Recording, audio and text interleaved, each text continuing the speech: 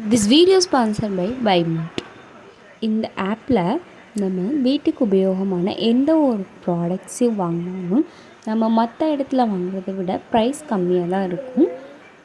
அது மட்டும் இல்லாமல் மந்த் எண்டில் கூப்பன் ஆஃபரும் இருக்கும். மறக்காமல் ட்ரை பண்ணி பாருங்கள். ஆப் லிங்க் டிஸ்கிரிப்ஷனில் இருக்குது. பாலும் தேனும் பெருகி ஓடுற தேசம் அப்படின்னு வரலாற்று அறிஞர்கள் வர்ணிப்பாங்களே, அப்படி ஒரு நகரமா தான் இருந்துச்சு பாபிலோன் நகரம்.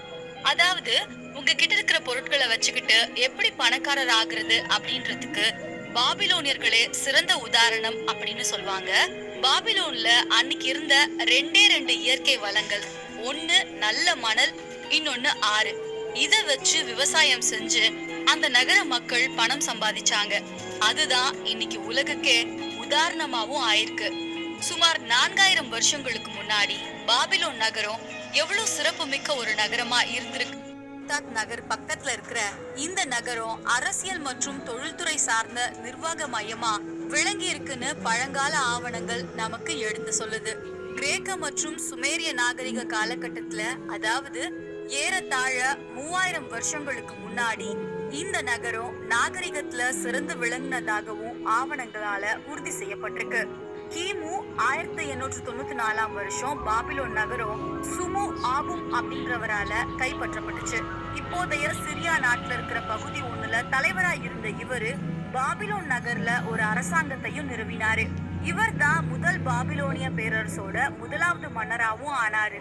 ஆனா முதல் பாபிலோனிய பேரரசோட 6வது மன்னர் ஹமுராபி கிமு 1792 வருஷம் பதவியேற்றதுக்கு அப்புறமா பாபிலோன் வரலாற்று முக்கியத்துவம் பெற்ற நகரமா மாறுச்சு.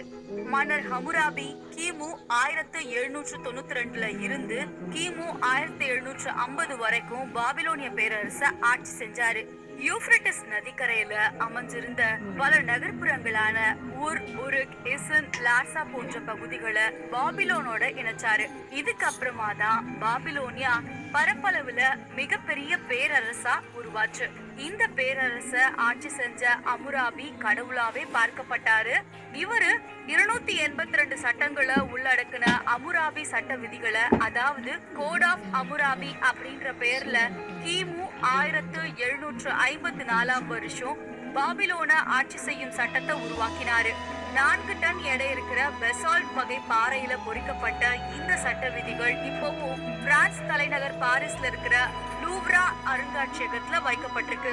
இதுல குறிப்பிடப்பட்டுள்ள சட்ட விதிகளை மீறுவோரோட நாக்கு, கைகள், மார்புகள், காது அல்லது கண் போன்ற உறுப்புகளை வெட்டி எடுக்கிறது தண்டனையா வழங்கப்பட்டதாகவும் குறிப்புகள் தெரியும்.